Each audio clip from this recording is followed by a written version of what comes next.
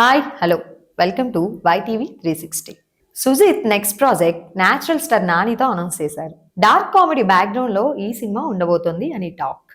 అయితే ముందుగా ఈ సినిమా అనౌన్స్మెంట్ వచ్చినప్పుడు సినిమాని దానయ్య DVV బ్యానర్ మీద ప్రొడ్యూస్ చేస్తారని అనౌన్స్ చేశారు. కానీ ఇప్పుడు ఈ సినిమాని వెంకట్ బోయిన్పల్లి నిర్మిస్తున్నారు. ఇలా ప్రొడక్షన్ చేంజ్ అవ్వడానికి కారణం దానయ్య అని ఇండస్ట్రీ వర్గాలు మాట్లాడుకుంటున్నాయి.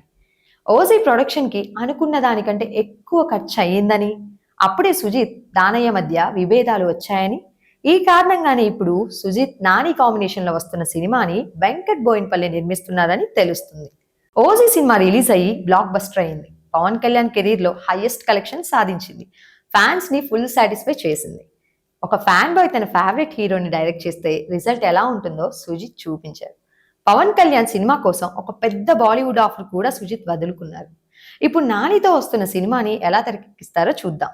అయితే తనకి దానయ్యకి ఎటువంటి విభేదాలు లేవని, ఆయన పూర్తిగా సహకరించారు అని సుజిత్ ఒక స్టేట్మెంట్ రిలీజ్ చేశారు.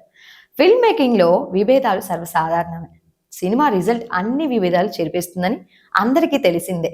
అయితే మళ్ళీ వీళ్ళ కాంబినేషన్లో OZ2 రావాలని, ఓజీ కంటే పెద్ద బ్లాక్ బస్టర్ కావాలని కోరుకుందాం. Thank you for watching. Subscribe YTV 360. Thank you.